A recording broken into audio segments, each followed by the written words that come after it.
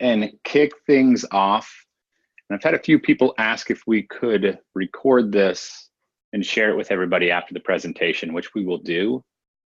And so we're scheduled for about an hour, but I know that you guys have a year-end event that you just got issued, and you have some holiday bonus cash, and you guys are probably updating your websites and pricing on advertising and everything. So we'll be respectful of your time and make sure that this is a valuable maybe 40 minutes, and then have some time for questions and answers at the end. I've got my business partner, Keith. He's gonna look at some of the questions and bring some up at the end if you guys have some thoughts. But the whole idea here is how to measurably get a bump in sales leveraging Facebook and Instagram.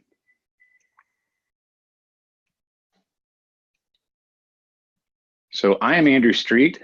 I'm the owner of Dealer Online Marketing Group. I used to work for Facebook back in 2011 and 12 and branched off, now just best known for helping people in automotive measurably increase their sales. And that's the name of our agency, Dealer OMG, Dealer Online Marketing Group. And so what we're gonna go over today is just, I wanna talk to you about Facebook's value proposition, Instagram's value proposition, how it's changed in the last couple of years, how it relates to your dealership, and then what I've learned in the handful of years that we've been doing a lot of Facebook advertising with dealerships. And then I'm gonna end it with where to get started for you guys, or how to assess what you guys are currently doing. Now with Facebook's value proposition, it's changed a lot in the last 2 years. So when I worked there, it was one guy that did automotive. His name was Kyle Benedetti, and he didn't have a car background. He was trying to get dealerships to start spending, and it was very clunky. But now Facebook's equipped with maybe 10 account managers, a host of developers making products specifically for automotive. So right now, as far as value proposition, the average millennial is touching their cell phone 5,400 times per day. So those are people, and let me pull up my Q&As. People that are touching their cell phone, just grabbing their cell phone 5,400 times per day. And the average American right now is taking their cell phone and scrolling with it. We just went to the Facebook Auto Conference a few months ago, which was great. And the average American, this is something that they presented to us, is scrolling through their phone 300 feet each day. So that's the entire length of a football field with their finger, just scrolling through their news feed, through their photos. Also the height of the Statue of Liberty, I was told. So what are people doing on their phones? There's over 3 million apps in the App Store and Google Play that people can pick from. But over 75% of people's time is spent using just 4 of those apps. Now you can probably guess what I'm gonna say. It's Facebook, WhatsApp, Messenger, and Instagram, all owned by Facebook. So it's a good opportunity for us to get in front of a large population of people with relevant messages to them. So we've got 2.6 billion people getting on this family of products that Facebook owns each month. I'm more interested in narrowing that down to the people in the United States. We've got 165 million people each day getting on for an average of 50 minutes every day. So all these mind-blowing stats, but I'm not interested in the 165 million people. For example, I'd be interested in the 28,000 people that are shopping online for pickup trucks in your market that have a low credit score. So now we're getting much more granular with who we're targeting, so we can make that message going through the person's newsfeed more personalized. So this graphic here, you might have seen before. This is what Facebook uses in their presentations. But this shows the size of the circles is the amount of time that people spend using different apps. Missing Facebook and Instagram. So people spend more time on Facebook and Instagram than all these other platforms combined. Now, when I work there, this graph shows how many of your fans are seeing your posts. So when I was there, my job was to get people to like your page, and then ex facto, they're gonna see your organic content. Since then, it's fallen down below 1% of your fans are gonna see that organic content because Facebook's IPO'd, because they wanna make the news feed more relevant to their users. But it gives us an opportunity to be the dealership that's going through people's personal news feeds. So what? I know you're busy, so let me show you some things on how to be the dealership that's coming through people's news feeds. Now, because of relationships with Oracle and with Polk and with third-party data warehouses, Facebook and Facebook agencies are able to target more in-market shoppers than any other platform, any other third-party marketplaces, because of data that third-party warehouses know. But I always stress this with every dealership. I just added your store. The biggest goldmine of data that I will ever see success with off of a Facebook campaign comes from the dealership. It's going to be the dealership's DMS, it's going to be the dealership's CRM, and it's going to be the dealership's website traffic. So if we can get that information and have that communicate back to Facebook, that's going to make the message going through the people's newsfeed much more prescribed to who they are and where they are in their buying process. And here's an example of me. This is how Facebook would be able to target me. So we've got, one is Facebook data, then we've got consumer data warehouse data, and lastly, we have your dealership's data. And what that looks like is we have Facebook data that knows exactly where I live, knows my age, knows my birthday, knows my marital status, knows I just got a newborn girl, so I'm seeing ads for jogging strollers and things, even though I don't jog yet, but I'm planning on it. They know where I frequently travel to, where my office is. They know I own a business. And hypothetically, I have 5 friends that endorse your dealership. Now that last point's kind of interesting to say, okay, let's leverage my friend's endorsement of your dealership to let me know of your incentives and include my friends' names. I'll show you that in a minute. So this is how Facebook can put me into a category to narrow down from those 1.6 billion down to a narrow audience based on this information. Now layer in consumer warehouses, not to make our audiences bigger, but to make them smaller. So we're getting much more granular on who we're targeting. So buying into data from Oracle or from Polk or TransUnion, you can figure out what type of vehicle I drive. Do I own it? Do I lease it? They know my shopping behavior. Am I shopping other websites for vehicles right now, for car loans? Do I spend my credit card at mom and pop shops versus at dealer service centers? Also pull in my credit score, and my super prime and my subprime, my household income, my net wealth, all good ways to layer in a specific audience to target. This is going away. It already has because of Cambridge Analytica. Because Facebook no longer wants to be the middleman between consumer warehouse data and advertisers to say, okay, I want to target people that have a subprime credit score who are shopping for, say trucks, because this was used for influencing people's voting and things like that. It really sucks that this happened for dealerships because dealerships can no longer access this data directly. It sort of is a good springboard for agencies like us who are able to establish relationships with these warehouses to buy the data still. But without that data, you can still leverage Facebook data as well as your dealership's data and have a hell of a powerful campaign. So using your store's data, it could be your CRM data. It could be uploading people who say maybe they haven't purchased in 5 years, or uploading or cross-referencing your website traffic through a Facebook pixel and just segmenting people saying, okay, hypothetically, I'm going to show an example of this in a minute, came by the website and I looked at Jeeps. Okay, so now we have all this great data about me, but for no other reason than I came by your website and I looked at Jeeps, we can assume I'm in market for a Jeep. So now I don't need an introduction to your dealership. I'm familiar with your dealership and you know that I'm interested in Jeeps. So here is an ad sample from when I worked there. It was just right side column. There was no news feed. This might look familiar to some of you. There's no news feed. People would have to come to your personal profile to see some of the past posts you made. The like button just came out.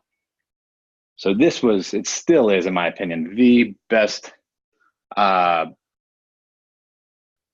second, I got.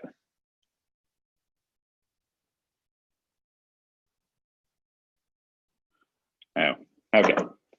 Nissan just texted me. I want to make sure that she wasn't saying that you guys can't hear me or something. Okay, so the ads were on the right column and then the like button was just introduced.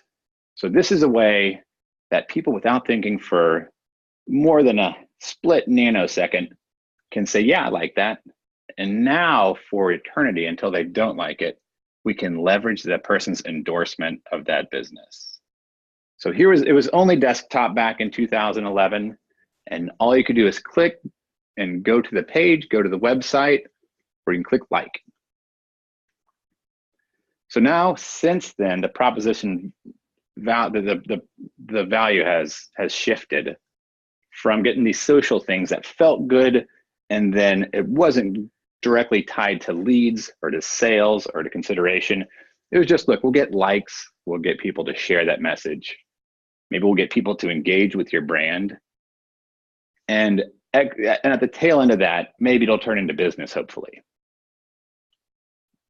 I miss those times it was easy to do, where now Facebook's really drilling in, particularly in automotive, to make sure that we're hitting business objectives that resonate with dealerships, with manufacturers.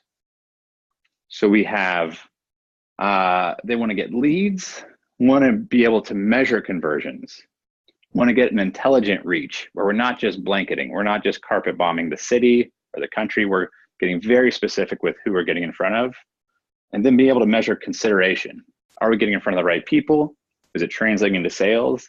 And if it's not, can we identify that it's not translating into sales to make some big adjustments? So fast forward now, 2018. So now we want to make the message much more relevant to people. There's a lot more options. Now Facebook has the mobile app where 97% of the ad inventory is on mobile. So everything I want to do, and then with Instagram, it's 100%. So we want to make sure that whole experience for our shoppers, for our customers, is very mobile responsive, very mobile friendly, and trackable. So here's an example of somebody who's made 24 payments with their new Nissan from a Nissan store, and now leveraging the dealer CRM, we can get back in front of them saying, hey, if you've made at least 24 payments, we'd like to get you in a new car, equal or lesser payments. And instead of us targeting 1 million people, we're targeting 2,100 people that we know have made 24 payments, that we know might be interested in the brand new Altima. I always try, when possible, to push away from automotive and a little bit push away from Facebook to just look at what people are doing in e-commerce, which has traditionally been a few steps ahead of automotive as far as advertising capabilities. So here's a fleece. This is a jacket that I was looking at as soon as like 3 months ago when we moved into this office, because my office is always freezing for some reason. I looked at it, didn't purchase it. And then on my desktop, or on my cell phone, I looked at it on my desktop. Then on my cell phone, got this ad for the same jacket, but now it's got free 2-day shipping. I don't know if you can see it, but that's it. I bought it. So it's just making my news feed and ultimately the advertising that comes into it more relevant. So the idea of not just putting our products and putting our incentives and putting our team and putting our general manager in front of everybody, but it's putting the people, putting these shoppers, putting the customers first, and respecting where they are in the buying cycle. Are they getting introduced to the dealership, or are they already hot and in market and have come by our website, or maybe they purchased in the past, just to make sure what I'm putting in front of them resonates.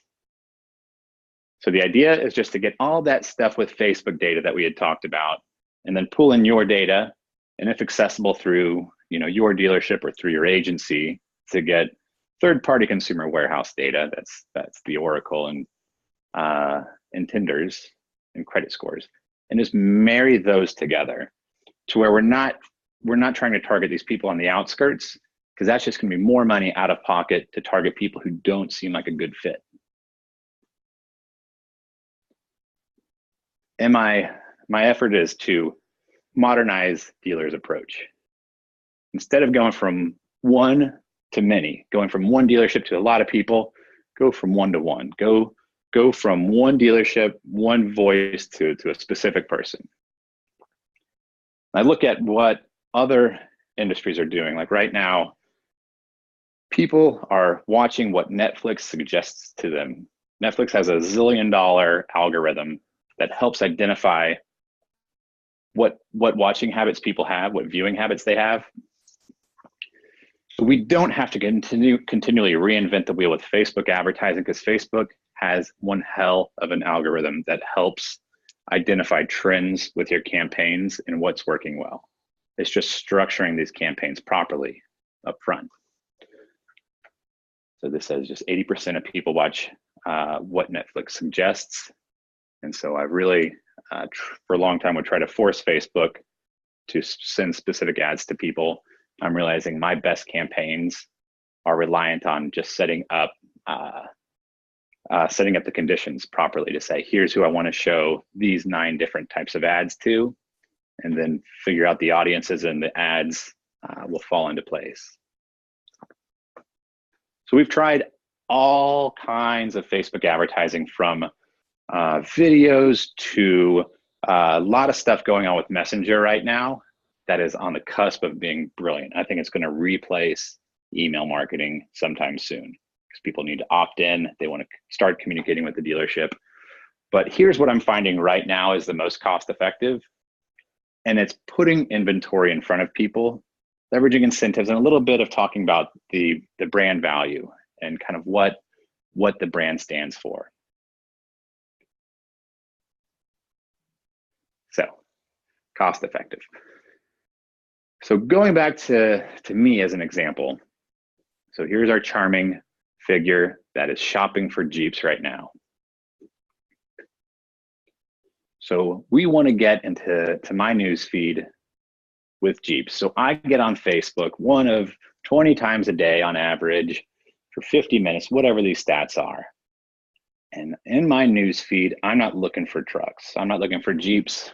I've looked at other websites for Jeeps, but now I'm back on Facebook, and I don't know what I'm going to see. It's going to be friends. It's going to be family. It's going to be memes. It's going to be ads. I don't know. I'm just going to be scrolling when I see more Jeeps. So from here, I can like, I can comment, I can share. And if I keep scrolling, we won't want to pay Facebook. But if I engage, now I'll start giving Facebook a little bit of money in advertising costs. And if I tap, we could bring the shopper directly to the vehicle detail page, which is great.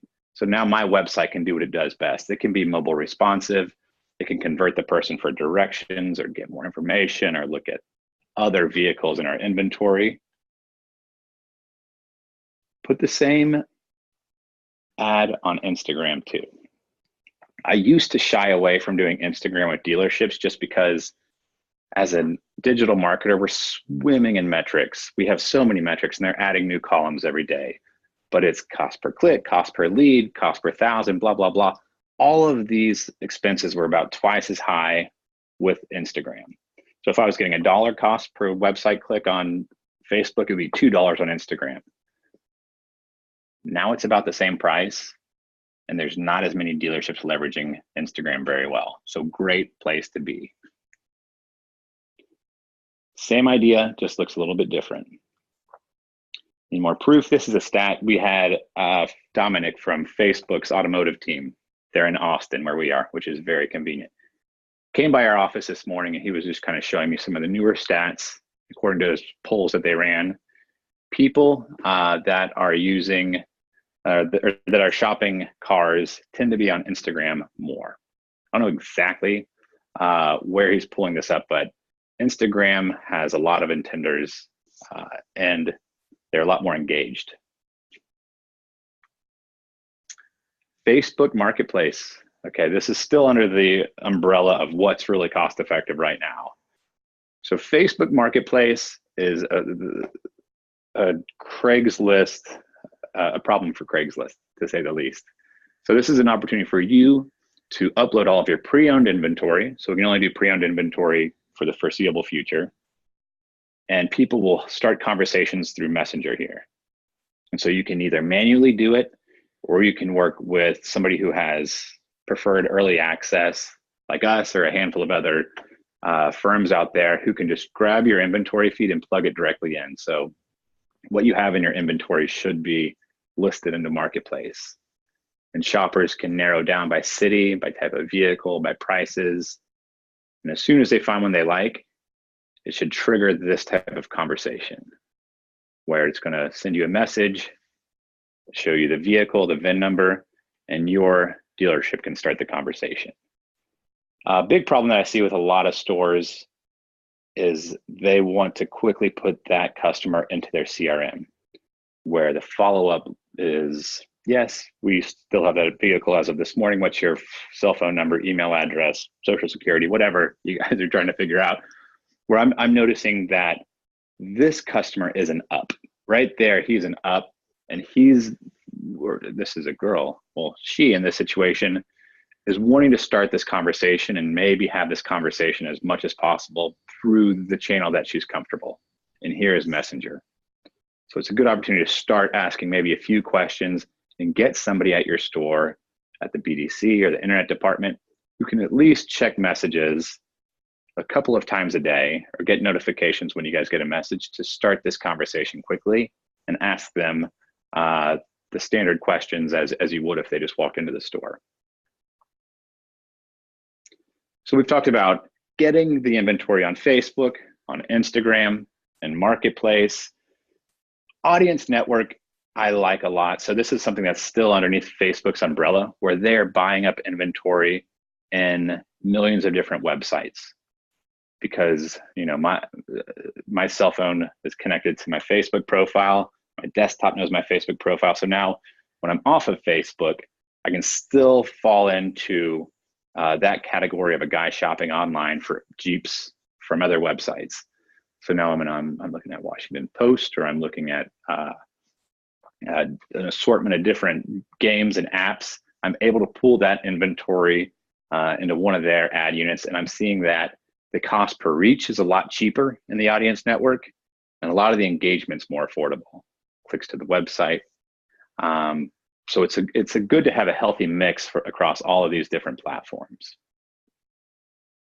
Okay, so somebody's come by our website. I've come by the website. I've looked at the Jeep on the website, whether I came through organically, or I typed in www.andrewsmotors, or I came through a Facebook ad. I want to be able to track that on my end. So this is what your advertising is going to look like on the back end. So every day it's collecting data through the pixel and sending it back to Facebook saying, okay, here's the 1,100 people last week that looked at services. Here's the 600 people that looked at oil changes. Where on this end, here's looking at pre-owned SUVs. Here's the people looking at new pickup trucks, to start to put the more prescribed ad back in front of them. So let's grab the web traffic of people. I'm one of these 1,300 people that have looked at a Jeep on your website. So now I'm back on Facebook. I've come by the website. I'm not currently shopping. So now through my news feed comes more of these Jeeps. So people can like it, comment, share.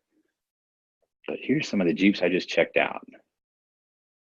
So now when I tap on it, here's an opportunity for us to get somebody to start the conversation with the dealership.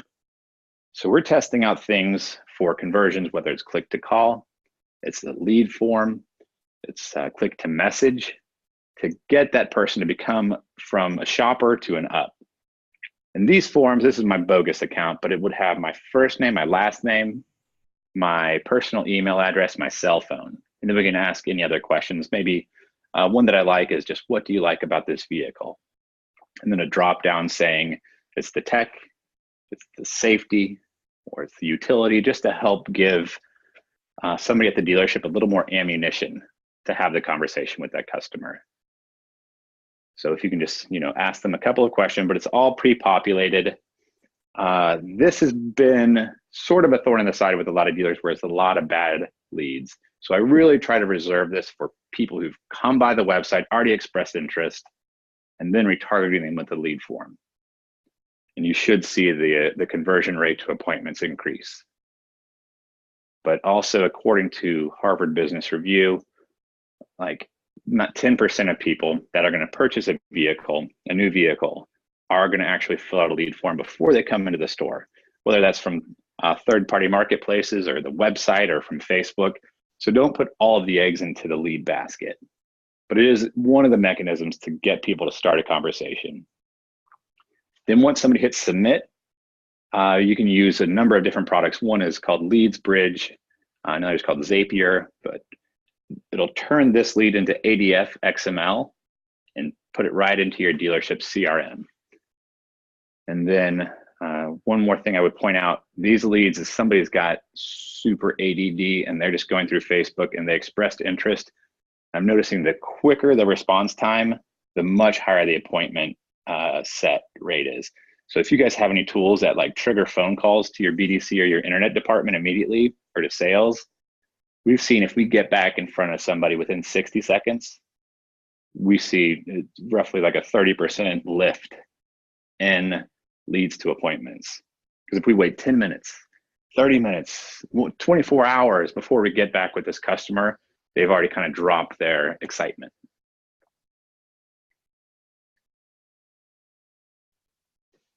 And then this is one more of Facebook's surveys, just saying that they would pay a premium for brands who they feel like really care about them and are putting them first. So leverage these endorsements. So here's something that I did, just a case study with Facebook, saying we're going to do the same creative, the same ad campaigns, same incentives, and we're going to target people who are intenders, and then say, okay, we're going to target people who have some friends that are connected to the page, and then target people who don't have friends connected to the page. And here's what this looks like. The winner was intenders that have friends connected to the page. So not just me, the dealership, saying, here's our vehicles, here's our incentives, come purchase them, but here's our vehicles and here's the incentives. Here's your personal friends who already endorsed the dealership. And it drove down my cost per website 72%. So my dollars just went 72% further with advertising. So same targeting we can do on Facebook mobile, we can do on desktop. Where here's an example, here's the actual ad that we used. Looks like this, people can like, comment, share, get a quote. You can't see much of a difference here. So it's the same ad, same copy, but this right here, just leveraging friends of fans in the ads makes the advertising perform a lot better. So that's where you're going to get your money's worth out of these fans that you've grown over the years. You've earned that reputation, you've earned those relationships. They're not seeing the organic content, but you can begin to say, okay, let's go after people who are intenders, who have this net, to find the right audience to target. But then there's just a simple button that you can click at the bottom of the ad creation that says target friends of fans that like your page.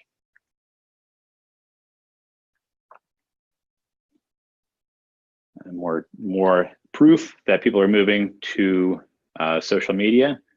Something that really defined a lot of my younger years was the Victoria's Secret catalog was always coming in the mail. They've stopped doing that. They've saved $150 million and just moved all their marketing to Facebook and Instagram.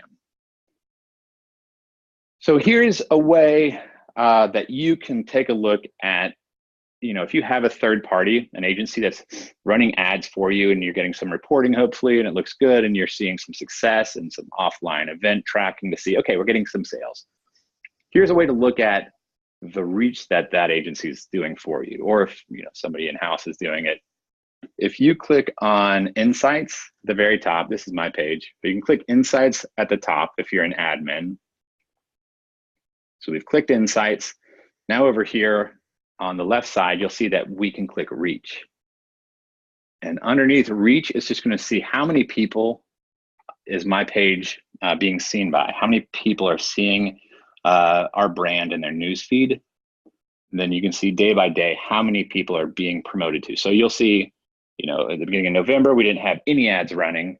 And as soon as we turned on the retargeting and some lead generation for ourselves, it just jumped up to 1,700 people a day. So, okay, I can tell that somebody's spending money for our brand. And rule of thumb, if you back in about $10 per thousand, here's a little trick. You can say, okay, it costs $10 to reach 1,000 people. We spent probably 17, maybe 20 bucks that day in ad costs. And then if we below reach, any admin can do this. You have access to this. Tap on people, and then tap on people reached up there at the top.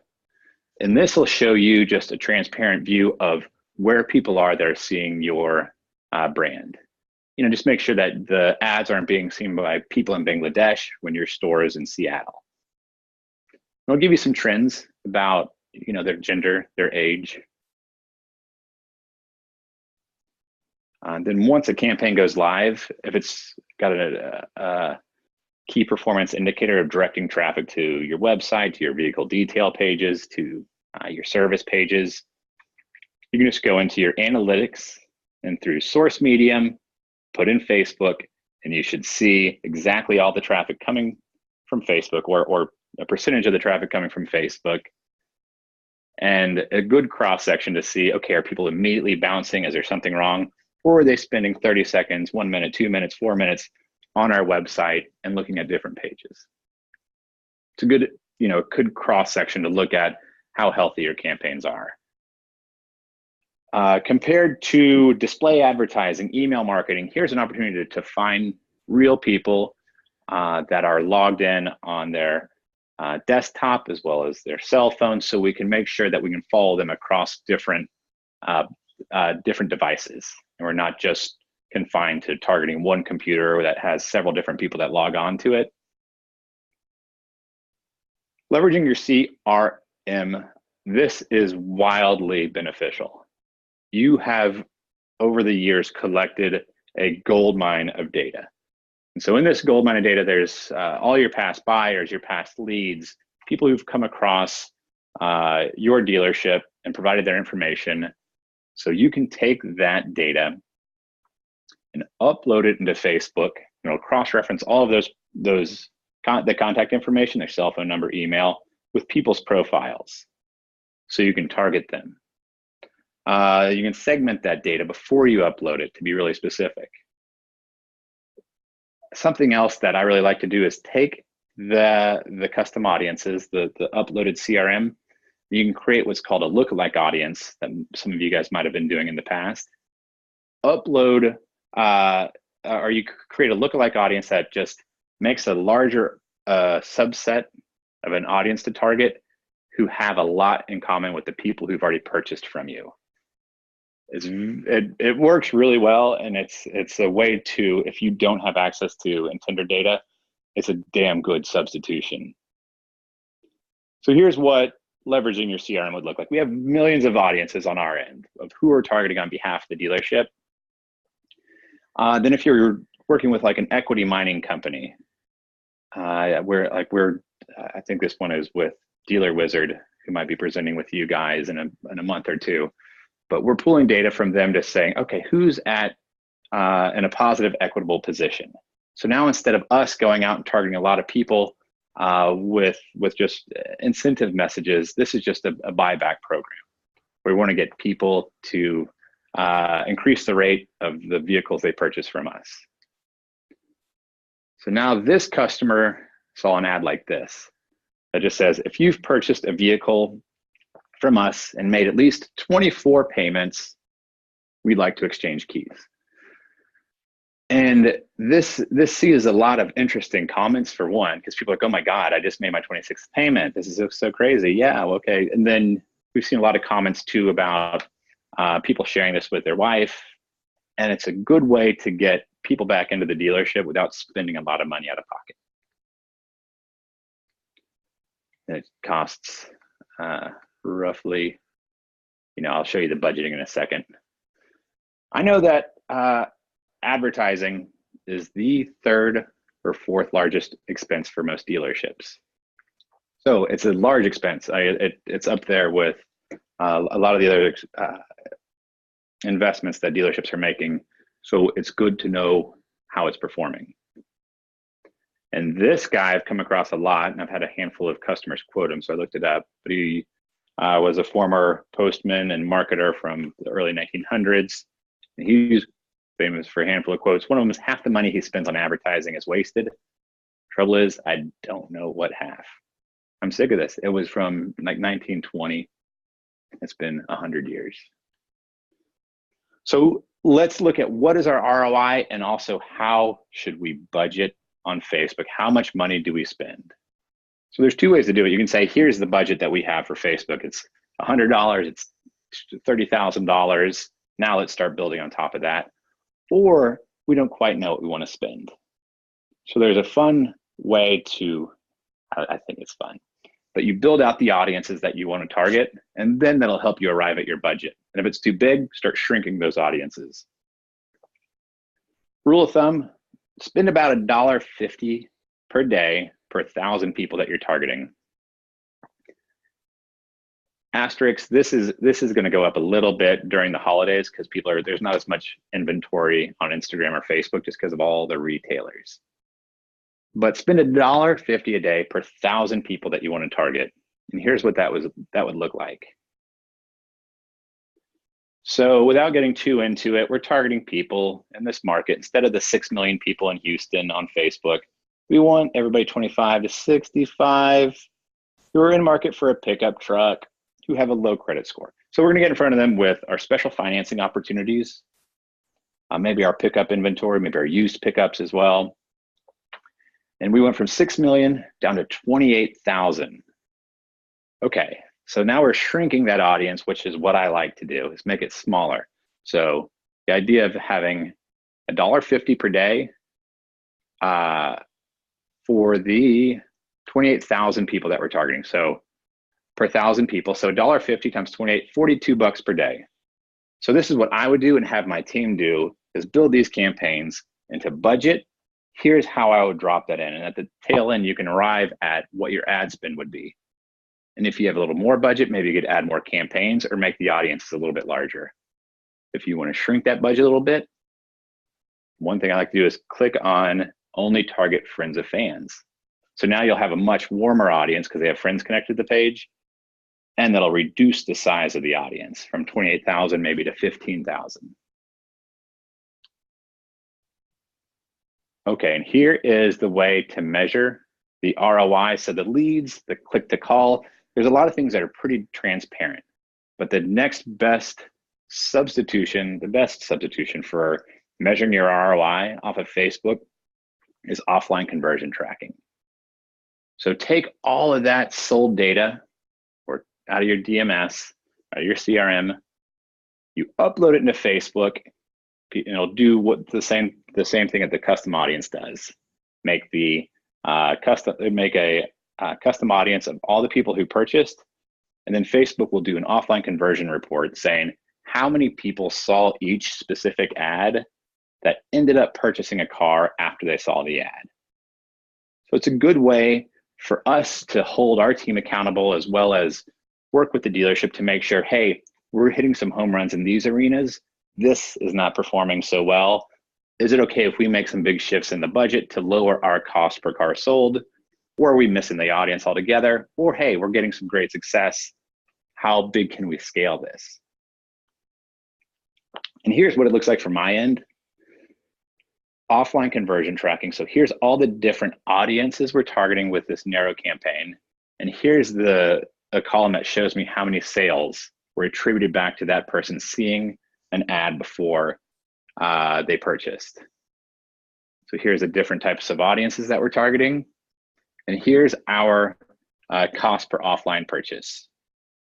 So you can see here with the Spanish intenders, we spent a good bit of money, but we're seeing 850, we got one conversion. So is it an issue with the ad? Is the lead not getting connected to the right person at the dealership? For all intents and purposes, work with that dealership to say, should we discontinue targeting people in Spanish? And look more into the used inventory where I'm seeing conversions come in at $46. So we could pause that and focus on the new inventory, which is getting leads for whatever that is, an average of $102 or something like that. And the pre-owned inventory that was getting conversions at $46, all in an effort to make sure that our audience is seeing the applicable ads and that our cost out of pocket is as efficient as possible for getting sales. Same with ROs. Okay, so how do we do this stuff? I've got 8 steps that we've put together in a PDF, and it's pretty much in the weeds about what tools we use, how to set up these types of programs.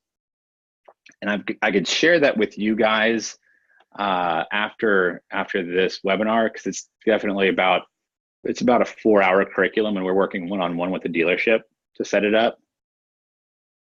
And you can email me, andrew@dealeromg.com, and put in the subject, just so I can arrange it, Nissan sales. It'll make it easy for us to set up meetings with anybody who wants some help getting these appointments registered.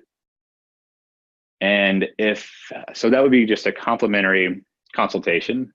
And if you guys want, if you guys don't want to figure this out yourselves, we've got a team here that can execute, and we're offering a first month's management at no cost, just to get up and running and show you guys some results. And the reason we do this for free is because this is how we get our best customers. Just get started. And then a lot of times it translates into good business. So, okay, that's been 45 minutes. Sorry, I went 5 minutes longer than I said I would. But let me pull up any questions. No open questions. Hey, Andrew, it's Keith. Hi, everybody. Hey, Keith. That's my business. Yeah, we did have one question come from Ned. He asked, how would you compare the Facebook audience network to the Google display network? That's a really good question. You know, Google, they obviously have a very large network of third-party websites that you can advertise on. And, you know, coupled with a good search campaign, advertising on their display network can be very powerful. So there's definitely a place for this in your marketing plan. I would never knock Google advertising or tell you not to at least try it. And, you know, directly comparing the two is hard. It's just never going to be apples to apples. But with so many users on Facebook and Instagram every day, Facebook had to, keep up with the demand for this advertising real estate in the news feed. And for those of you who don't know, they're very focused on the user experience. So they're not just going to flood a user's news feed with ads every day. But using the Facebook audience network, you can now utilize their third-party websites to still reach your intended audience and for a reasonable cost. And I think the main thought behind this as an advertiser is just that people share an incredible amount of data on the social networks, as Andrew's shown you. So you still want to be able to leverage this data no matter where you're going to advertise. So this allows you on the Facebook audience network to expand your campaign to third-party websites, but still take advantage of Facebook's very rich targeting data. So you're still reaching, the right person at the right time with the right message. But a general statement on this topic would just to always be testing, watch your results, and just adjust it accordingly. I agree. Cool. Were there any other questions? Not right now. Anybody else have any questions? Feel free to punch it in.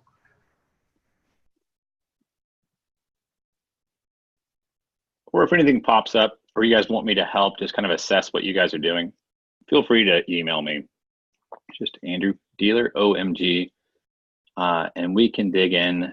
I know you guys have some big sales coming up right now with the holidays coming up and Black Friday, but be happy to take a look. We'll be around all week. And if nothing else, Marielle was with Nissan Northwest Region who helped set this up. I want to say thanks to her, and she helped really get us in front of a lot of you guys. I appreciate your time, and if nothing else, look forward to potentially helping you guys out. All right, thanks for your time.